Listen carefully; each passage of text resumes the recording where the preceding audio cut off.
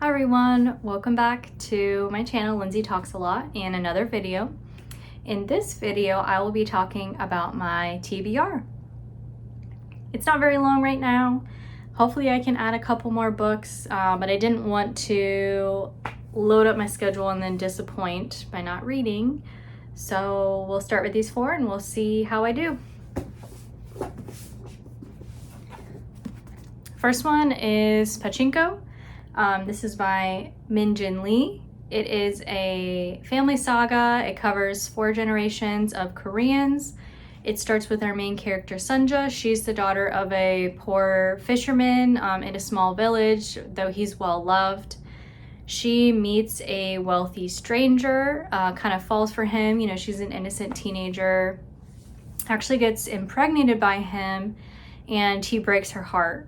So even though, you know, in this time period, it's very shameful to be pregnant out of wedlock, she decides to go forward with it. She ends up meeting a pastor who's willing to marry her and help raise her child.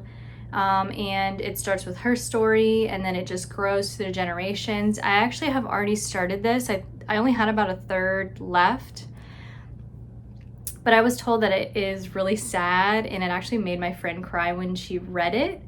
So I wasn't really in the mood to cry, but I guess I am now. So I'm gonna probably restart maybe about halfway again. It hasn't been that long since I last picked it up, and finally finish it. But from what I had read so far, it is really beautiful. It's really enchanting. I really like all the main characters. There's a lot of depth to all of them. I'm excited and scared to see how it ends.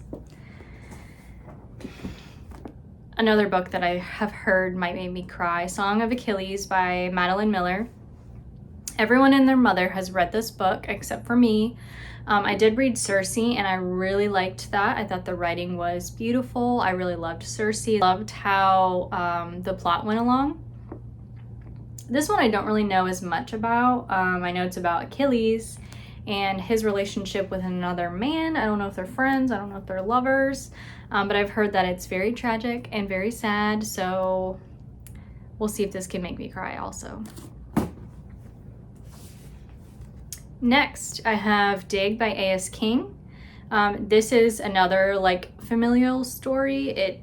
I'm not sure where it takes place, somewhere in America.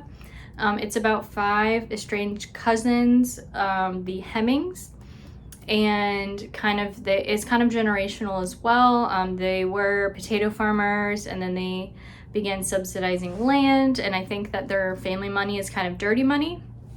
And I think the younger generation is actually trying to kind of change how things go along in this family. There's a pretty strong quote on the back. It says, "I've never understood white people who can't admit they're white. I mean, white just isn't a color. And maybe that's the problem for them. White is a passport. It's a ticket." So I'm really interested to read something like this. Hopefully it's good. I've heard good things. And lastly, another book that I am going to check out is No Second Chances by Harlan Coben. I've only read one Harlan Coben before, but I did enjoy it. This one is about a doctor who wakes up in the hospital after him and his wife have been shot and his daughter's missing. And of course, he's the prime suspect in all of this. His wife comes from a lot of money. Her father's very wealthy. She's wealthy as well. So there's concern for like some bribery here. His daughter's life for money. So he can't really talk to the police. They're very, very suspect of him. They're questioning him a lot. He doesn't get along with his wife's family. So there's a lot of tension there. And I guess his marriage wasn't really that good to begin with.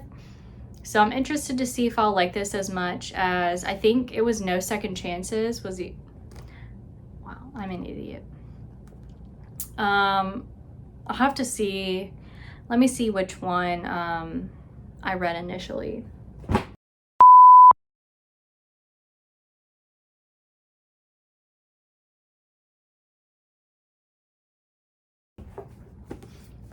The other Harlan Coben I read is Tell No One, and I really liked that one. So I'm hoping that I will like his other books as well.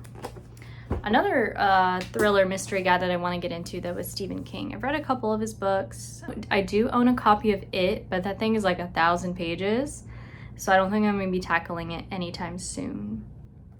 I was also lent this book by my bestie Tara. It's called Kitchen by Banana Yoshimoto. I have no idea what it's about, but she told me it was sad, so I might as well. If I'm already reading 2 sad books, I might as well throw a third in there and keep it interesting. Another book I would like to read is The House in the Cerulean Sea by TJ Klune.